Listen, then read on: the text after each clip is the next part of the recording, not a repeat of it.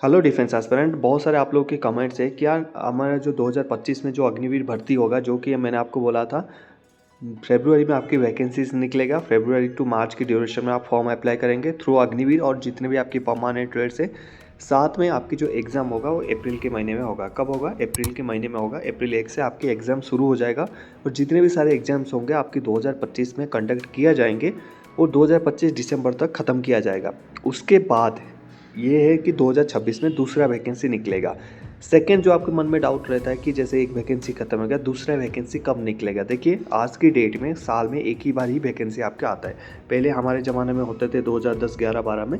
उस टाइम क्या है, साल में 3-3 बार रैली आते थे, ओपन रैली चाहिए और दीजिए। आजकल ऐसे मौका नहीं है। तो जब भी आप पढ़ाई कर रहे हैं, बी सीरियस और सीरियस होकर पढ़ाई करना। अगर आप अग्निवीर ज्वाइन करना चाहते हैं, आप माइंडली मेंटली प्रिपेयर रहिए कि मुझे 4 साल के बाद कुछ अदर ऑप्शंस भी ढूंढने पड़ेंगे, या फिर 4 साल के बाद मैं बाहर भी हो सकता हूँ अगर परमानेंट ना हो। तब मैं क्या करूँगा? सेकंड प्लान हमेशा साथ रखिए, ये आपके लिए बहुत ज़रूरी है, आपकी फैमिली के लिए भी ज़रूरी है। अब आते हैं, ये जो क्वेश्चन है आपके मन में चल रहा है कि age limit increase in Agniveer scheme in 2025, possibility आप पूछ रहे हो कितना % चांसेस है कि आपकी जो एज को बढ़ाने के। देखिए, अग्निवीर में सबसे ज़्यादा भर्ती किस में होते हैं? अग्निवीर जीडी में होते हैं। अग्निवीर जीडी के लिए टोटली मना है, आपकी एज में कोई भी बढ़ोतरी नहीं होगा, ना कि वो 25 में, ना कि वो 26 में, जब तक बीजेपी गवर्नमेंट है। ठीक है, वहाँ पर आपकी कोई भी मतलब एज लिमिट बढ़ेगा नहीं। आगे भी जो गवर्नमेंट आएगा वो बढ़ाएगा नहीं, इसलिए नहीं बढ़ाएगा।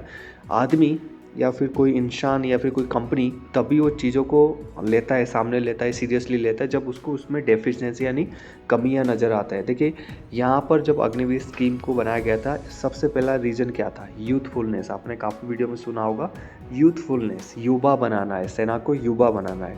जो हमारे इंडियन आर्मी की एवरेज एज था दैट इज़ 32, इसको लाना है 26 में। तो 26 में लाना है, तो इसलिए यंग बॉयज़ को हम भर्ती कराएंगे, 4 साल के बाद भेजेंगे। फिर जो यंग फ्रेश बॉयज़ है उनको 17 साल, 18 साल से लेके 21 साल के अंदर फिर भर्ती कराएंगे। ये भर्ती कराने के प्रोसेस में से धीरे धीरे 2040, 35, 40 तक ये हमारा जो एवरेज एज है वो 26 साल आ जाएगा हर एक जवान का, जो भी इंडियन आर्मी में सर्व कर रहे हैं। मैं जवान की बात कर रहा हूँ, अफसर्स की बात नहीं कर रहा हूँ। तो वहाँ पर यूथफुलनेस को एक मुद्दा रखा गया था, ना कि पेंशन को मुद्दा रखा गया था जो स्कीम में था। तो इस हिसाब से आप अग्निवीर जीडी में कोई चांसेस नहीं है 2025 में कि आपकी जो एज लिमिट को वहाँ पर 23 कर दिया जाए। आप जो भी 21 साल वाले बंदे हैं, प्लीज़ आप तैयारी करिए। बाकी जो 21 साल से ज़्यादा है, तैयारी मत करिए। एक है सच को जानना है, आपको पता है सच यही है, चेंजमेंट नहीं होगा। इसके ऊपर आप ज़्यादा मत सोचिए, आप दूसरा ऑप्शन ढूंढिए। लाइफ में चलने के लिए सिर्फ अग्निवीर जीडी या फिर आर्मी जीडी ही आपकी लाइफ नहीं है। इसके अलावा भी बहुत सारे फोर्सेस में निकलता है, जिसमें आपको 23 साल के बाद भी आपकी कैटेगरी के wise SC ST OBC general category के हिसाब से भी एज रिलैक्सेशन मिलता है। आप वहाँ पर जाइए और अप्लाई करिए। ठीक है, आपको लाइफ में चलने के लिए बहुत आगे जाके कुछ पैसे चाहिए लाइफ में चलने के लिए। स्टैंडर्ड मेंटेन करना है तो कुछ पैसे कमाने पड़ेंगे।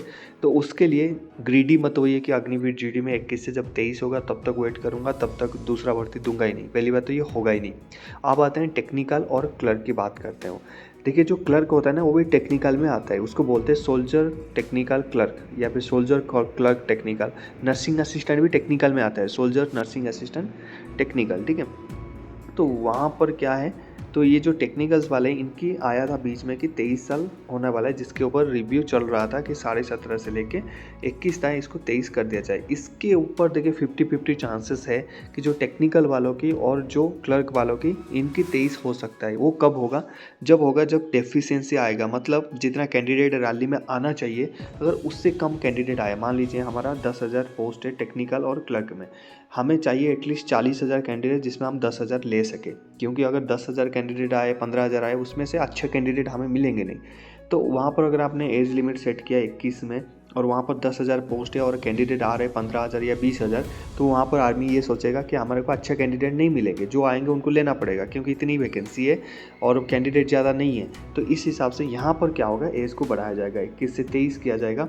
वहाँ पर क्या होगा, जो 10,000 का जो लेने वाले थे वो 50,000 से 10,000 छांटेंगे और अच्छे कैंडिडेट वहाँ पर रखेंगे जो कि सोल्जर्स लायक है।